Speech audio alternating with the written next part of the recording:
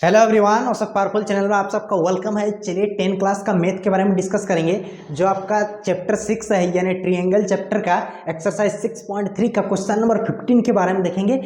ये जो है ना, ये सब क्वेश्चन जो भी हम क्वेश्चन बता रहे हैं, डेली अपलोड कर रहे हैं, ये सब क्वेश्चन आपका एग्जाम के दृष्टिकोण से सबसे ज़्यादा इंपॉर्टेंट क्वेश्चन है, सबसे ज़्यादा खास मेहमान है, सबसे खास क्वेश्चन है। ये सब क्वेश्चन अक्सर आपका एग्जाम में पूछा जाता है, मतलब एकदम बेसिकली ये सब क्वेश्चन आता ही है। ठीक है, तो चलिए इसको पढ़ते हैं, पढ़ने के बाद इसको समझेंगे, समझने के बाद इसको बनाएंगे। ठीक है, चलिए क्वेश्चन नंबर 15 क्या दिया है कि लंबाई 6 मीटर वाले एक ऊर्ध्वाधर स्तंभ। ये देखिए यहाँ पे हम जो एसटी आप देख रहे हैं, एसटी जो देख रहे हैं, ऊर्ध्वाधर का मतलब होता है नीचे से ऊपर की ओर खड़ा एक खंबा है जिसकी लंबाई कितना दी, ये जो स्तंभ है इसकी लंबाई आपका कितना दी है 6 मीटर, आपका क्वेश्चन में बोल रहा है।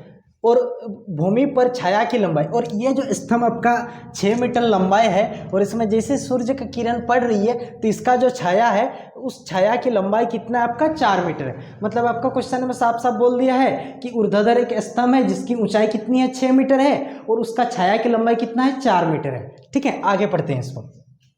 जबकि उसी समय एक मीनार की छाया, जबकि उसी समय एक मीनार का जो छाया है, एक ये है आपका पीक्यू जो है, पीक्यू आपका क्या है मीनार है, पीक्यू आपका क्या है मीनार है। तो मीनार की छाया जो है उसकी लंबाई कितना 28 मीटर। इसका मतलब जनरली है इसका छाया की लंबाई उसके अपेक्षा से स्तंभ की अपेक्षा से क्या है ज़्यादा है। इसका मतलब कंपल्सरी मतलब नेसेसरी है कि मीनार की ऊंचाई क्या है ज़्यादा है। इसका मतलब ये आपका मीनार पीक्यू क्या है मीनार है, और यहाँ पे देख रहे हैं क्यू आर पूरा या छाया की लंबाई कितना दी है 28 मीटर है। तो आपका क्वेश्चन में पूछा जा रहा है कि मीनार की ऊंचाई ज्ञात कीजिए। ये वाला मीनार की आपका ऊंचाई क्या निकालना पड़ेगा, फाइंड आउट करना पड़ेगा। सबसे पहले देख लीजिए, जब भी किसी खंबा को ऊर्ध्वाधर खड़ा किया जाता है तो वो 90 डिग्री के एंगल पर ही होता है। ठीक है, इसलिए ये स्तंभ भी आपका 90 डिग्री हो जाएगा और ये मीनार भी आपका जमीन के साथ कितना डिग्री का कोण बनाएगा 90 डिग्री का कोण बनाएगा। ठीक है, यानी आपका पीक्यू क्या है मीनार है, क्यू आर आपका क्या है मीनार की छाया की लंबाई है, उसके बाद एस टी क्या है स्तंभ की लंबाई है, उसके बाद टी आर क्या है आपका स्तंभ की छाया की लंबाई है। ठीक है, आपको क्या निकालना है सबसे मतलब मीनार की ऊंचाई आपको निकालना है। ठीक है, चलिए सबसे पहले दिया है क्यू आर कितना दी है यहाँ से यहाँ तक 28 मीटर तो लिख लिए 28 मीटर।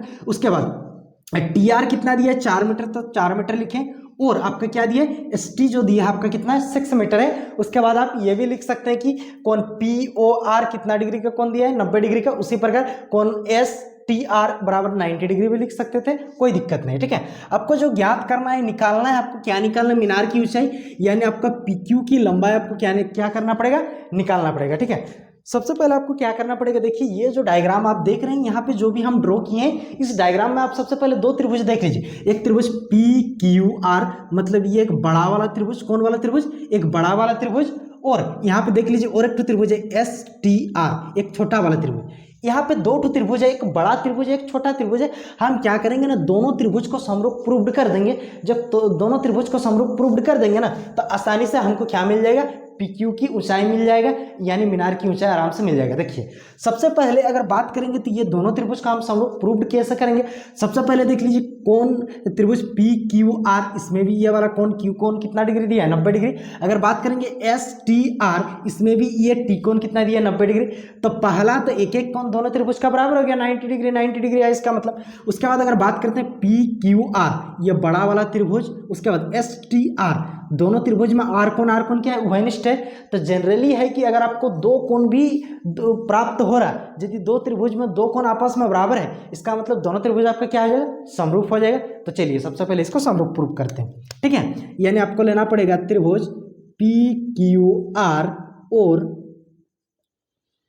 त्रिभुज एस टी आर में। ठीक है, सबसे पहले देखिए दोनों का 90 डिग्री है, यानी हम लिखेंगे कोण पी क्यू आर बराबर कोण एस टी आर।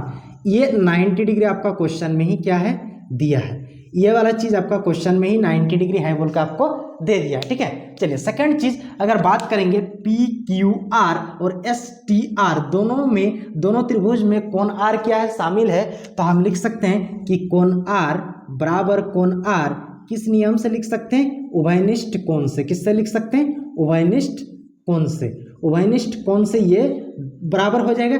अब देखिए समरूप प्रूव करने के लिए आपको मिनिमम कम से कम 2 एंगल भी अगर आपस में बराबर हो जाती है तो वो दोनों त्रिभुज, बड़ा वाला त्रिभुज और छोटा वाला त्रिभुज, दोनों आपस में आपका समरूप हो जाएगी। ठीक है, तो चलिए हम इसको लिख सकते हैं, इसीलिए एंगल मतलब कोण कोण के अनुसार त्रिभुज PQR समरूप त्रिभुज हो जाएगा STR, यानी बड़ा वाला त्रिभुज और छोटा वाला त्रिभुज दोनों आपस में आपका समरूप हो गया। यदि दो त्रिभुज आपस में समरूप हो जाती है तो उसका भुजाओं का अनुपात आपस में क्या होती है, बराबर होती। किसके अकॉर्डिंग, सिपिसिटी के according, corresponding pair congruent triangle के अकॉर्डिंग। यदि दो त्रिभुज आपस में समरूप हो जाती है तो उसका भुजाओं का अनुपात जो होता है ना वो आपस में बराबर होती है करस्पॉन्डिंग पेयर कॉन्ग्रुएंट ट्रायंगल के अकॉर्डिंग। ठीक है, तो चलिए इसको लिखते हैं। अगर मान लीजिए इसका हम PQ लेते हैं, इसका PQ ले लिए तो इसका क्या आएगा, उसी प्रकार ST आएगा, ST।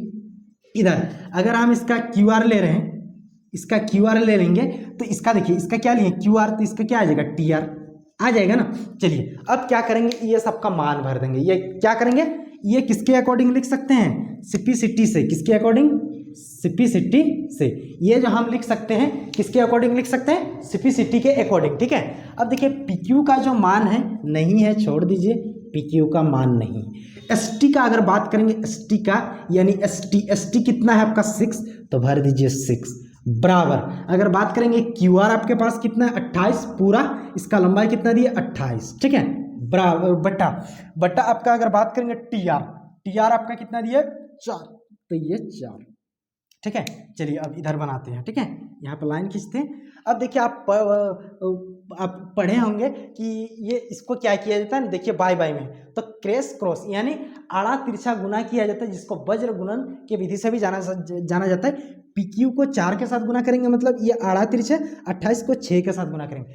PQ को किसके साथ गुना करेंगे, 4 के साथ। इस प्रकार से गुना होता है और ये इस प्रकार से। ठीक है, तो आपका क्या हो जाएगा यहाँ पे PQ इंटू कितना हो जाएगा 4 बराबर ये 28 इंटू 6 कितना हो जाएगा 28 इंटू 6 हो जाएगा, यानी 28 इंटू 6।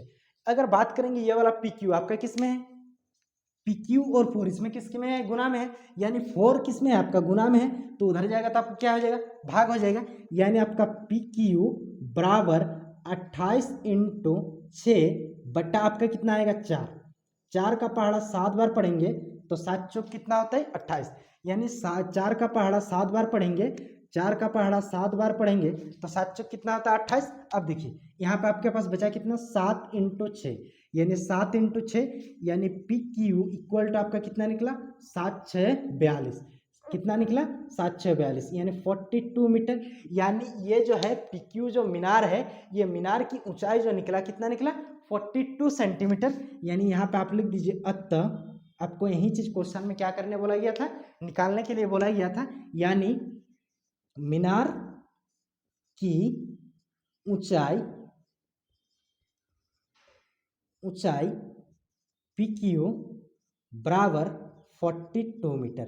और यही चीज आपको क्वेश्चन में साफ साफ निकालने के लिए कहा गया था, यही चीज आपको क्वेश्चन में साफ साफ निकालने के लिए कहा गया था। आई होप हमको लग रहा कि आप इस क्वेश्चन का आंसर आपको पूरी तरह से समझ में आ गया।